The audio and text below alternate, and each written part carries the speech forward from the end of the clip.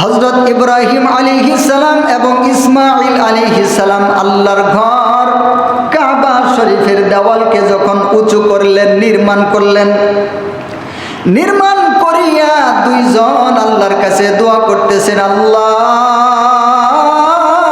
গো, আপনি আমাদেরকে এমন একটা দায়িত্ব দিয়েছিলেন গো আল্লাহ, দুনিয়ার মধ্যে আপনার প্রথম ঘর, দুনিয়ার মধ্যে সবচাইতে প্রাচীন ঘর, যেই ঘরটাকে আপনার ঘর বলা হয়, বাইতুল্লাহ মানে আল্লাহর ঘর, এই ঘরকে তো আমরা পুনর্নির্মাণ করলাম।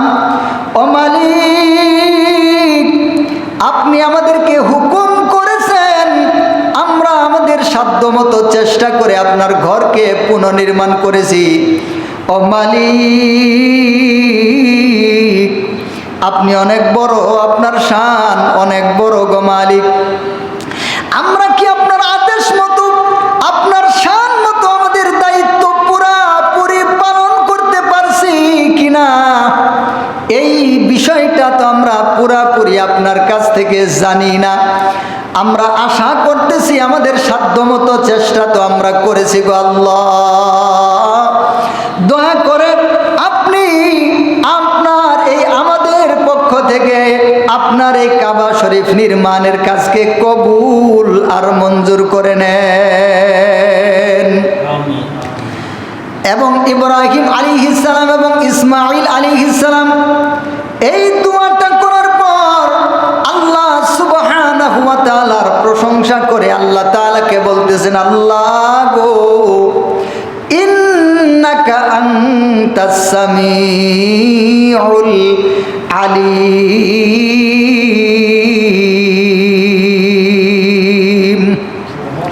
ও আল্লাহ, আপনি মহান, ইন্নাকা আনতাস সামিউল আলিম, আপনি তো সর্বশ্রোতা এবং সর্বজ্ঞানী, আপনি তো সকলের দোয়াই শুনতে পান গো আল্লাহ, আপনি তো সকলের দোয়াই শোনার ক্ষমতা রাখেন গো আল্লাহ, এবং আপনি সব কিছুই জানেন। এই আয়াত দ্বারা আমরা যে বিষয়টা বুঝতে পারলাম, হযরত ইব্রাহিম আলাইহিস সালামকে আল্লাহ সুবহানাহু ওয়া তাআলা আদেশ করলেন, আমার ইব্রাহিম রে, যাও যাও, তোমার সন্তান ইসমাঈল এখন পরিপূর্ণ বয়সের কাছাকাছি উপনীত হয়েছে। আমার যে কাবা ঘর, আমার যে কাবা শরীফ, এই কাবা ঘর নূহ আলাইহিস সালামের সময় যখন সারা দুনিয়াতে বন্যা হয়েছিল, সারা দুনিয়া তলিয়ে গিয়েছিল, সারা দুনিয়ার পাহাড় পর্বতগুলা পর্যন্ত পানির নিচে চলে গেছিল, ওই পানির স্রোতের ধাক্কায় আমার কাবা শরীফের দেওয়ালগুলা ভেঙে জমিনে পড়ে গেছে। আমার কাবা ঘরটা, আমার কাবা ঘরের দেওয়ালগুলা ভেঙে মাটিতে পড়ে আছে গো ইব্রাহিম, যাও যাও, তুমি ওই কাবা ঘরটাকে পরিপূর্ণভাবে পুনর্নির্মাণ করে ফেলো। সুবহানাল্লাহ। এই যে কাবা ঘর, এই কাবা ঘরের ইতিহাস যদি আমরা দেখি, তাহলে দেখতে পাই কাবা ঘর সর্বপ্রথম নির্মাণ করেছেন আল্লাহর ফেরেশতাগণ। দুনিয়ার মধ্যে কাবা ঘরকে সর্বপ্রথম নির্মাণ করেছিলেন আল্লাহর ফেরেশতাগণ। এরপর হযরত আদম আলাইহিস সালাম কাবা শরীফের কিছুটা সংস্কার করেছিলেন, আর যুগে যুগে যুগে যুগে বিভিন্ন সময় বিভিন্ন বন্যার কারণে কাবা শরীফ এর দেওয়ালগুলা কিছু কিছু ভেঙে ভেঙে পড়ে যাইত, আর পরবর্তীতে এর কিছু কিছু নির্মাণ হয়ে এসেছিল। অনেক লম্বা ইতিহাস, অনেক লম্বা বিষয়, বিস্তারিত বলার মতো সময় হবে না। শেষ পর্যন্ত হযরত নূহ আলাইহিস সালামের সময় সারা দুনিয়াতে যখন বন্যা হয়, নূহ আলাইহিস সালামের সময় ওই পানির ধাক্কার কারণে কাবা শরীফের দেওয়ালগুলা আবারও ভেঙে পড়ে গেছিল। এই জন্য আল্লাহ তাআলা ইব্রাহিম আলাইহিস সালামকে হুকুম দিয়েছিলেন, আমার ইব্রাহিম, তুমি আমার কাবা ঘরটা নির্মাণ করো। আল্লাহর হুকুম পায়া হযরত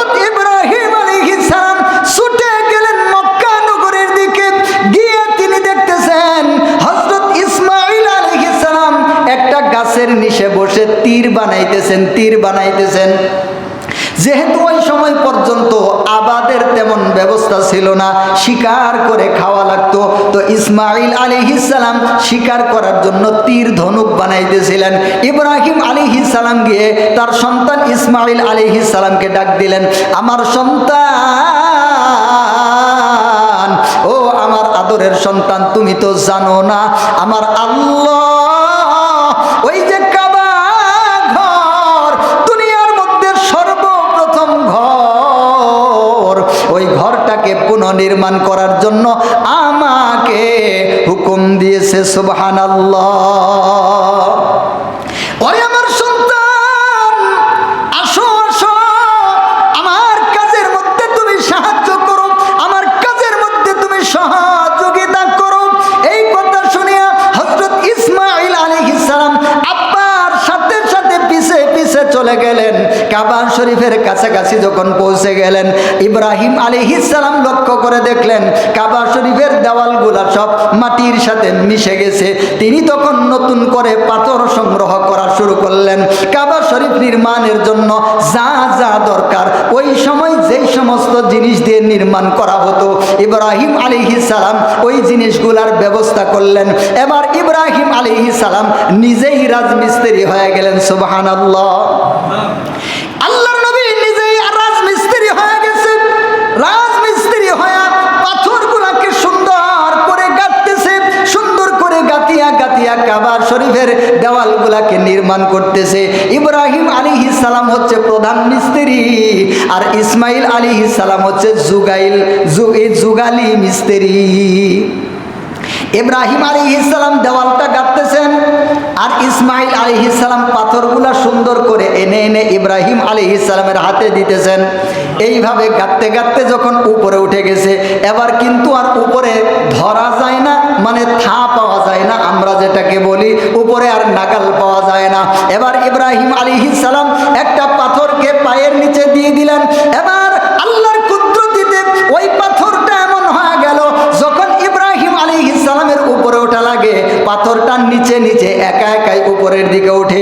আবার যখন নিচে নামা লাগে, তো পাথরটা একা একাই নিচে নেমে যায়। আল্লাহর কুদরত। ইব্রাহিম আলাইহিস সালাম ওই পাথরের উপর দাঁড়িয়ে আল্লাহর ঘর কাবা শরীফ নির্মাণ যখন শুরু করে দিলেন, আস্তে আস্তে আস্তে আস্তে নির্মাণ কর্মটা শেষ হয়ে গেল। ও দুনিয়ার মানুষ, ইব্রাহিম আলাইহিস সালাম, ইসমাইল আলাইহিস সালাম এত বড় নেকির কাজ করলেন, এত বড় সওয়াবের কাজ করলেন, আল্লাহর হুকুম পালন করলেন, বিশাল বড় একটা কাজ করছেন। তারা এমন কাজ করছেন, এত দামি কাজ দুনিয়ার মধ্যে আর তেমন নাই। এই দামি কাজ করার পরে আমরা যদি কোনো দামি কাজ করি, তাহলে আমাদের অন্তরের মধ্যে অহংকার আসে, আমি তো বিশাল একটা কাম করে ফেলেছি।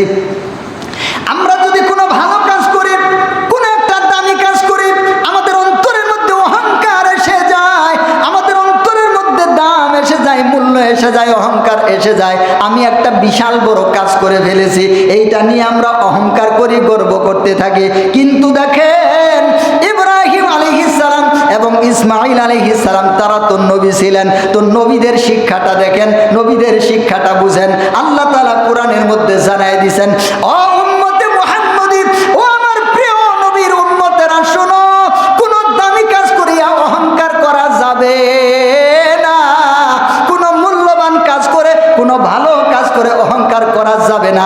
দেখো দেখো, আমার ইব্রাহিম, আমার ইসমাইল, তারা দুইজন এমন একটা কাজ করছে, এর চাইতে দামি কাজ আর দুনিয়ার মধ্যে নাই। এরপরেও দেখো আমার ইব্রাহিম এবং ইসমাইল আমার কাছে কি বলে। এরপরেও ইব্রাহিম আলাইহিস সালাম এবং ইসমাইল আলাইহিস সালাম আল্লাহর কাছে দোয়া করতেছেন, রব্বানা, ও আমাদের মালিক, ও আমাদের রব, তাকাব্বাল মিন্না, আপনি এই কাজকে, এই কর্মকে দয়া করে আমাদের পক্ষ থেকে কবুল করে নেন। সুবহানাল্লাহ। তো এখান থেকে আমরা জানতে পারি, শিখতে পারি, আমরা যত বড়ই নেক কাজ করি না কেন, যত বড়ই সওয়াবের কাজ করি না কেন, যত বড়ই ভালো কাজ করি না কেন, অন্তরের মধ্যে কখনো অহংকার করা যাবে না। আমরা কয়েকটা টাকা দান করতে পারলে অন্তরের মধ্যে অহংকার হয়ে যায়। আমি তো বিশাল দানবীর হয়ে গেছি, অমুক অমুক অমুক অমুক মানুষকে আমি এতগুলা টাকা দান করেছি, এত এত ঘর বানিয়ে দিয়েছি, এত এত ত্রাণ দিয়েছি, এত এত জিনিস দিয়েছি। কোনো একটা নেক কাজ করলে আমাদের অন্তরের মধ্যে অহংকার এসে যায়। তো কোরআনের শিক্ষাটা হচ্ছে অহংকার যেন না আসে, যত বড় কাজ করেন অন্তরটা যেন তত নরম হয়।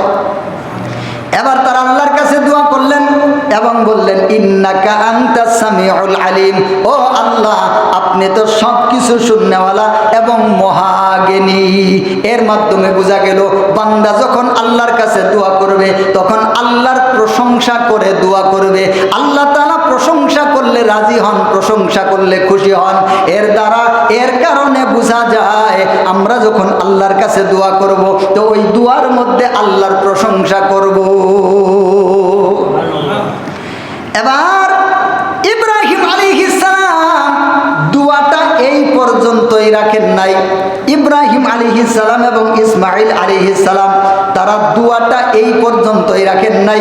ইব্রাহিম আলাইহিস সালাম আরেকটা দোয়া যুক্ত করতেছেন, বলতেছেন, রব্বানা ওয়াজআলনা মুসলিমাইনি লাকা ওয়া মিন যুররিয়াতিনা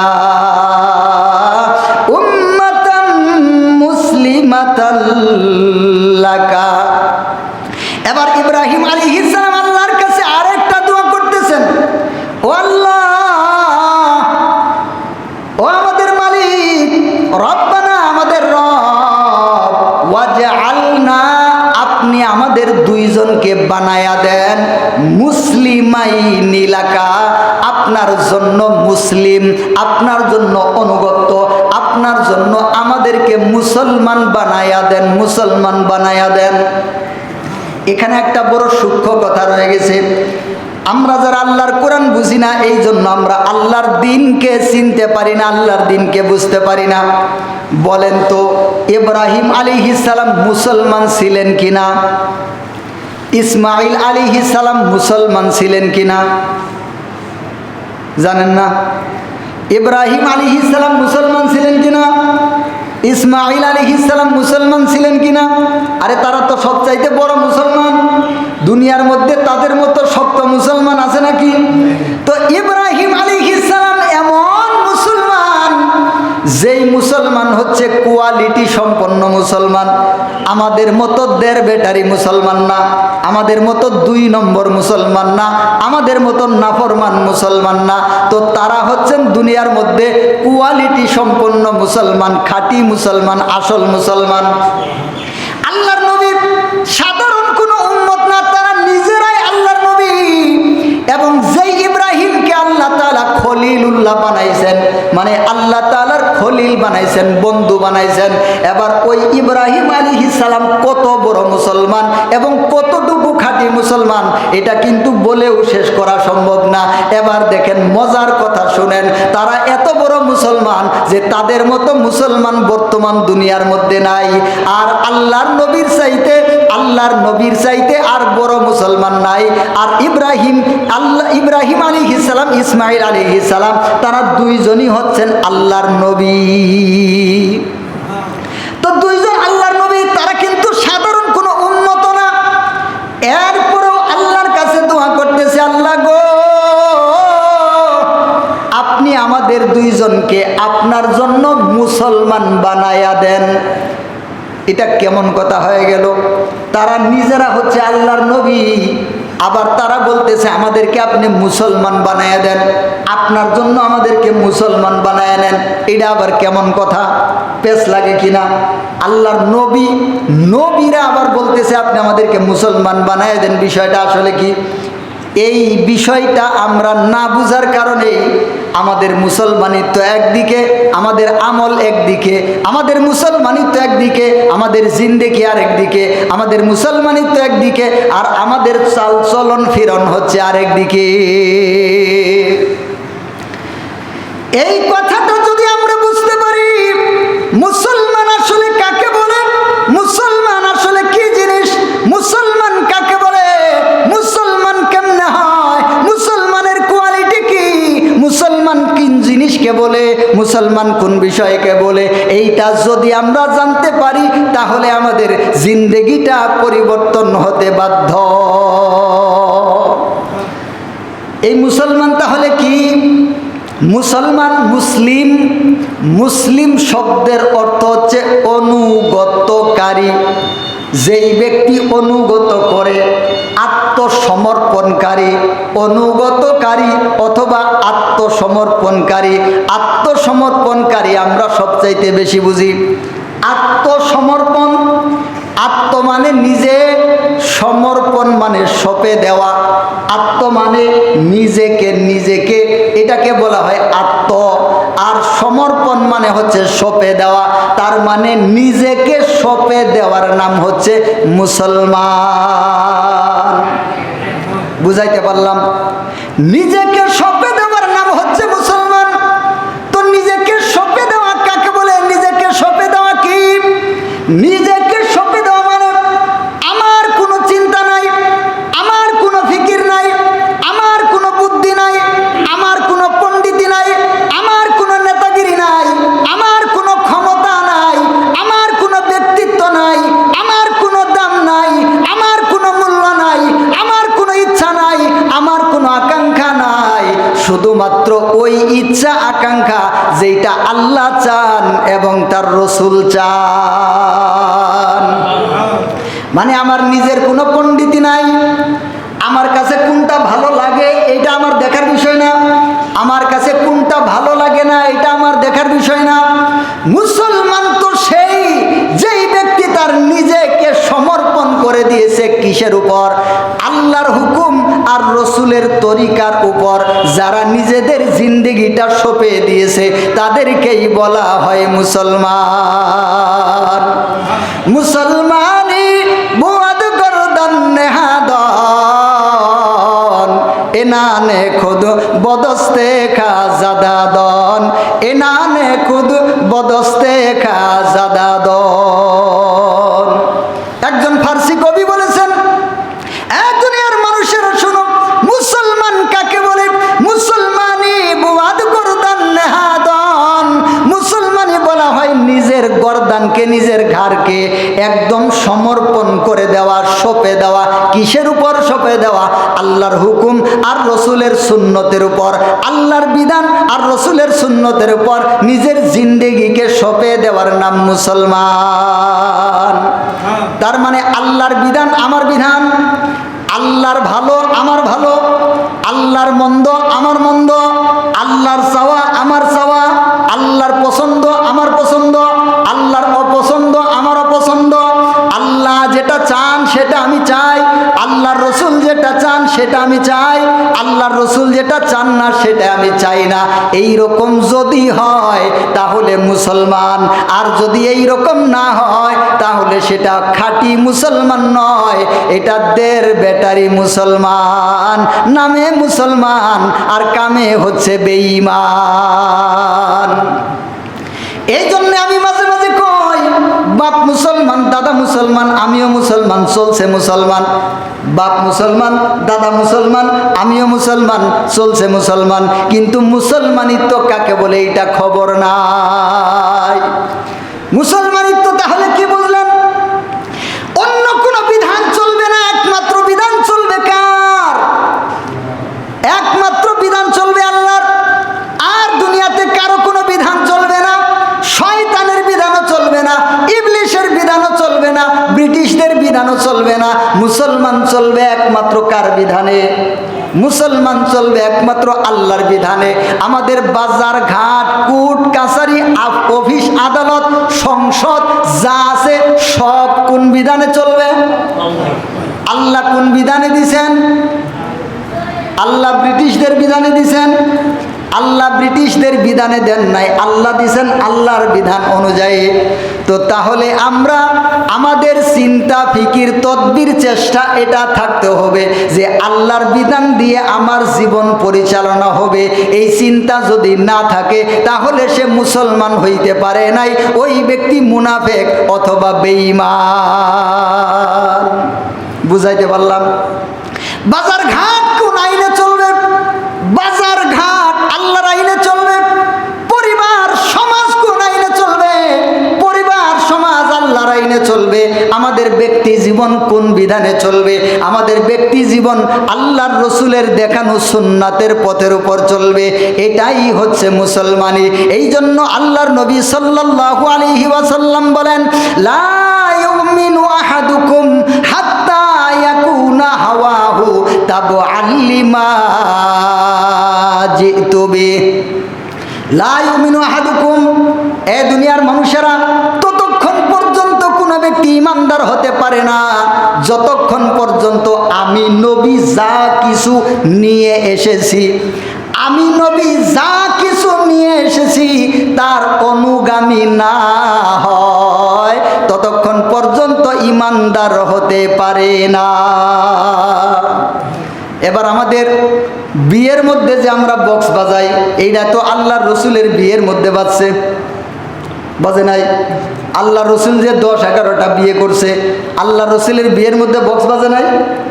আল্লাহর নবীর যে 4 জন মেয়ে ছিলেন, আল্লাহর নবী তাদেরকে বিয়ে দিয়েছেন, তাদের বিয়ের মধ্যে বক্স বাজে নাই? হযরত আবু বকরের বিয়ে, উমরের বিয়ে, উসমানের বিয়ে, আলীর বিয়ে, বক্স বাজছে নাকি? তাহলে বোঝা গেল উনাদের বিয়ের মধ্যে বক্স নাই আর আমাদের বিয়ের মধ্যে বক্স পাওয়া যায়। তার মানে বোঝা গেল ওই ইসলাম আর আমাদের ইসলামের মধ্যে পার্থক্য আছে না নাই?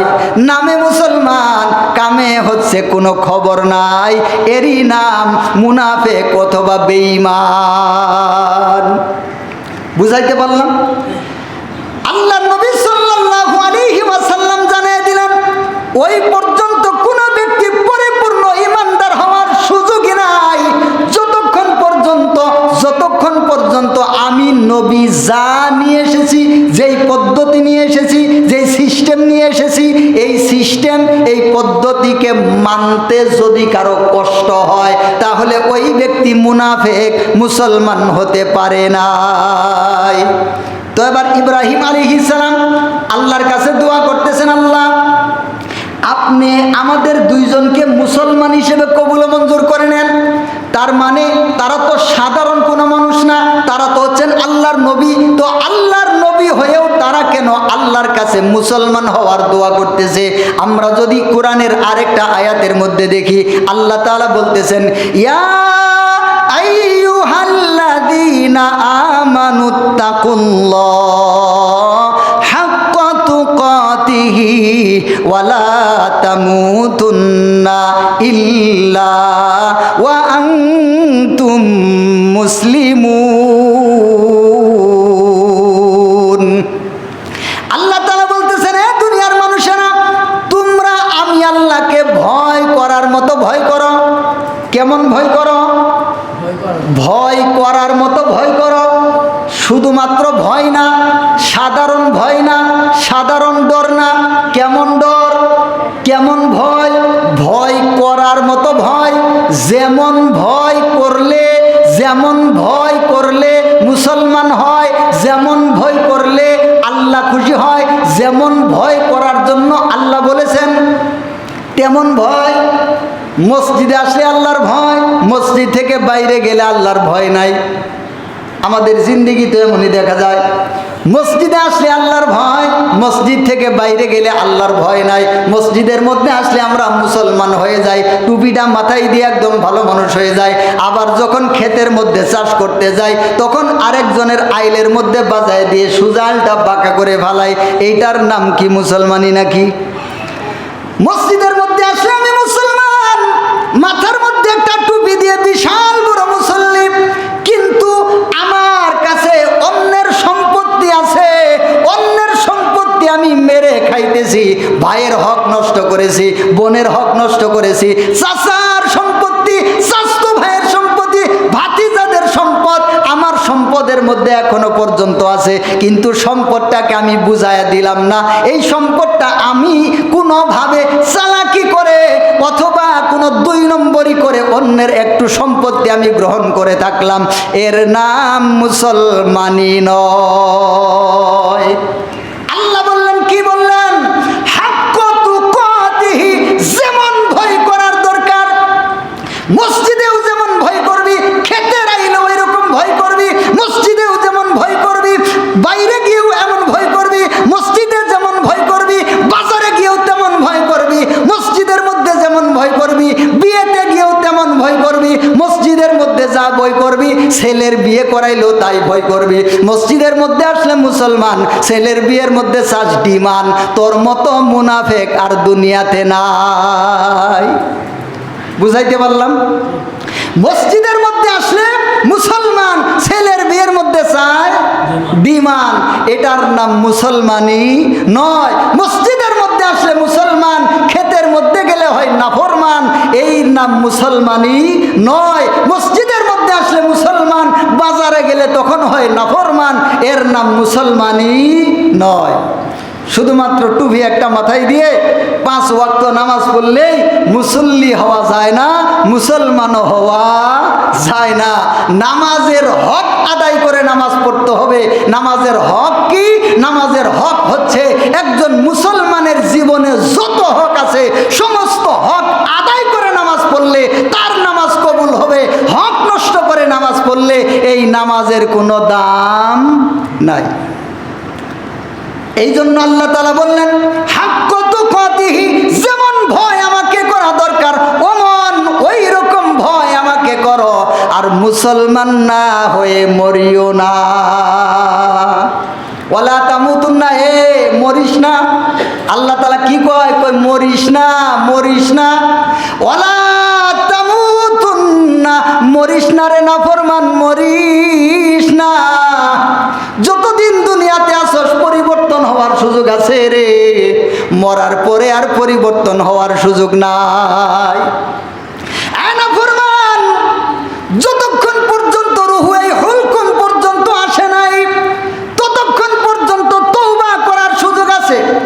ভাতিজার জমি দিয়ে দেওয়ার সুযোগ আছে, ভাইয়ের জমি দিয়ে দেওয়ার সুযোগ আছে, বোনের জমি দিয়ে দেওয়ার সুযোগ আছে, স্বাস্থ্য ভাইয়ের জমি দিয়ে দেওয়ার সুযোগ আছে, যেই আলটা বাঁকা করছিল ওইটা সোজা করার সুযোগ আছে, যার টাকা পয়সা মেরে খাইছস টাকাগুলা ফিরিয়ে দেওয়ার সুযোগ আছে।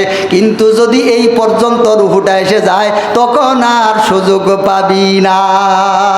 আর কবরে যদি আসস রে, এরপর যতই তওবা করস, যতই তওবা করস, যতই তওবা করস, এই তওবা দিয়ে কাজ হবে না। এই জন্য আল্লাহ তাআলা বলতেছেন মরিস না, নাফরমান মরিস না। আল্লাহ তাআলা মরার জন্য না করতেছেন, কি করতেছেন? মরতে নিষেধ করতেছেন। আরে ঘড়িও তো আনি নাই, কয়টা বাজেছেন? মোবাইলটা দিও। আল্লাহ তাআলা নিজে বলতেছেন মরিস না। কি বলতেছেন? কই মরিস না, মরিস না। আল্লাহ তাআলা এটা শর্ত দিলেন, মরিস না। এবার যাজা কি? যাজা হইতেছে ওয়ালা তামুতুন্না ইল্লা ওয়া আনতুম মুসলিমুন, ইল্লা ওয়া আনতুম মুসলিমুন। তবে মরিস, তবে কি? আগে বলতেছে মরিস না, পরে কি কয়? কই তবে মরিস, কি হয়ে মরিস? মুসলমান হয়ে মরিস, মুসলমান হয়ে মরিস। মুসলমান যদি না হয়ে মরস তাহলে তোর এই মরণ জাহান্নামের দিকে নিয়ে যাবে। আর মুসলমান হয়ে যদি মরস, এই মরণ তোকে আল্লাহর সাথে সম্পর্ক করায় দিবে। মহান নবীর সাথে হাসরের ময়দানে দেখার সুযোগ হবে, মহান নবীর হাউজে কাউসারের পানি পান করার সুযোগ হবে, আর জান্নাতের ফয়সালা হবে। আর মুসলমান না হয়ে কি করিস না? মরিস না। এই কথাটা এখানেও ওই মুসলমান, এখানেও ইব্রাহিম আলাইহিস সালাম, ইসমাইল আলাইহিস সালাম কাবা শরীফ নির্মাণের পর 2 বাপ ছেলে আল্লাহর কাছে দোয়া করতেছে, আল্লাহ গো আপনি আমাদের এই কাজটাকে কবুল করেন এবং আপনি আমাদের 2 জনকে আপনার জন্য মুসলমান বানিয়ে দেন। তার মানে কি? তার মানে হচ্ছে আমরা যেন শয়নে স্বপনে ভূর বিহনে খেতে খামারে বাজারে ঘাটে আকাশে জমিনে যেখানেই থাকি না কেন আপনার নাফরমানি না হয়। আপনার নাফরমানি না হয়, সব সময় যেন আপনার বিধান মতো, আপনার হুকুম মতো আমরা চলতে পারি। আপনি আমাদেরকে কবুল করে নেন। সুবহানাল্লাহি ওয়া বিহামদিহি। দেখেন আল্লাহর নবীরা কত বড় ডর, আল্লাহর নবীদের কত বড় ডর, আল্লাহর কাছে দোয়া করতেছে। আর আমাদের অন্তরে ডর আসেনি? আমাদের অন্তরে এমন কই আরে যা হওয়ার হবো ওইটা পরেই দেখা যাবে। সবলেরই যেই দশা আমারও সেই দশা, এরকম বলি কই যা হওয়ার একটা হবই। কত মানুষই তো নামাজ পড়ে না, কত মানুষই তো সুদ খায়, কত মানুষই তো অন্যের জমি দখল করে আছে, কত মানুষই তো বাঁকা এই সোজা আলটার বাঁকা করে ফেলছে, কত মানুষই তো ঘুষ খাইতেছে, কত মানুষই তো সুদ খাইতেছে, কত মানুষই তো খারাপ কাম করতেছে। ওই ওগরও যা দশা আমারও তাই দশা। এইরকম ভিড় দেয়, এরকম একদল নাফরমান আছে না নাই? মনে মনে ভিড় দেয়। এশার নামাজের পরে অনেক সময় মনে হয় হাই রে 5 ওয়াক্ত নামাজ গেল, একটা ওয়াক্ত নামাজও পড়লাম না, এটা কেমন হইল। খানিক পরে শয়তান অন্তরের মধ্যে কথা একটা এনে দেয়, কই তুই কি একলাই পড়স নাই? তোর মতো কত মানুষই তো পড়ে নাই। হয় কি হয় না? এরকম হয়। কিন্তু এশার নামাজের পরে দেখবেন অন্তরের মধ্যে একটা ডর আসে আল্লাহর পক্ষ থেকে, আর ইবলিশ তখন একটা যুক্তি নিয়ে যায়, কই তুই তো আর একা না, তোর মতো কত মানুষই তো পড়ে নাই, ওগরও যে দশা তোরও সেই দশা। তো এইরকম যুক্তি অনেক মানুষের অন্তরে আছে। এদের বড় কারণ হচ্ছে এরা জাহান্নাম কি জানে না, এরা কবর কি জানে না। আপনারা শুনেছেন হযরত উসমান রাদিয়াল্লাহু তাআলা আনহু জাহান্নামের কথা শুনেও তিনি এত কাঁদেন নাই, কবরের কথা শুনে তিনি এত বেশি কাঁদতেন। কবরের পাশে গেলে কাঁদতে কাঁদতে তার চোখ বেয়ে বেয়ে, গাল বেয়ে বেয়ে দাড়ি ভিজে যাইতো, মাটি পানিগুলা মাটিতে পড়ে মাটিটা ভিজে যাইতো। অন্যজন যদি তাকে জিজ্ঞাসা করতেন, হে উসমান, আল্লাহর নবীর 2 জন মেয়েকে তুমি বিয়ে করেছ, জান্নাতের সার্টিফিকেট দুনিয়াতেই তুমি সুসংবাদ পেয়েছো, আর তুমি কবর দেখে এত ভয় করো কেন? উসমান রাদিয়াল্লাহু তাআলা আনহু বলতেন, ও নবীর উম্মতেরা শোনো, এই কবর হচ্ছে প্রথম ঘাঁটি, এই কবর হচ্ছে প্রথম ঘাঁটি। হাদিসের মধ্যে এসেছে কবরে যেই ব্যক্তি বেঁচে যাবে তার পরবর্তী ঘাঁটিগুলাতে বাঁচার আশা আছে, আর যেই ব্যক্তি কবরে আটকে যাবে ওই ব্যক্তির বাঁচার আশা কম, খুব কম। হাদিসের মধ্যে এসেছে। এই জন্য আল্লাহ তাআলা নিজে বলতেছেন, ওয়ালা তামুতুন্না ইল্লা ওয়া আনতুম মুসলিমুন, এই কবরের মধ্যে কিন্তু আসিস না, তবে আসিস মুসলমান হয়ে আসিস, মুসলমান ছাড়া কবরে আসিস না। এই যে ইব্রাহিম আলাইহিস সালাম, ইসমাইল আলাইহিস সালাম সেই দোয়াটা করলেন, তার মানে আশা করি বুঝাইতে পারছি। আমাদের প্রত্যেকটা বিষয়ে, বিবাহ শাদী, একদম পরিবার, সমাজ, রাষ্ট্র, সংসদ, প্রত্যেকটা বিষয়ের মধ্যে, প্রত্যেকটা ক্ষেত্রে আমাদের আল্লাহর হুকুম আর রসুলের সুন্নাহ অনুযায়ী জীবনযাপন করতে হবে। কি বলেন? বুঝতে পারছেন কথাটা? এটাই হচ্ছে এই কথার মূল কথা। এই সম্পর্কে যদি কথা বলি তাহলে মোটামুটি কয়েক ঘন্টা সময়ের দরকার। এই ব্যাপারে এতগুলা দলিল, এতগুলা আয়াত, এতগুলা হাদিস আছে, কিন্তু সময় সংক্ষেপ হওয়ার কারণে আমি একটু বারবার করে ঘুরায় ঘুরায় কিছুটা কথা বললাম। এরপরে আল্লাহ সুবহানাহু ওয়া তাআলার কাছে ইব্রাহিম আলাইহিস সালাম দোয়া করতেছেন, ওয়া মিন যুররিয়াতিনা উম্মাতাম মুসলিমাতাল লাকা, ও আল্লাহ, শুধুমাত্র তাই না, আপনি আমাকে মুসলমান হিসেবে কবুল করেন, আপনার জন্য মুসলমান বানায় নেন, আমার ছেলে ইসমাইলকেও বানায় নেন। শুধুমাত্র তাই না, কিয়ামত পর্যন্ত আমার যত সন্তান আসবে আপনি সকলকেই আপনার জন্য মুসলমান বানায় নেন। এবার আমরা কি ইসমাইল আলাইহিস সালাম এবং ইব্রাহিম আলাইহিস সালাম তাদের কাছ থেকে আমরা এইদিকে আসছি না? তো অবশ্যই আমাদেরও আমাদের পিতার মতো ফিকির থাকার দরকার আছে না নাই?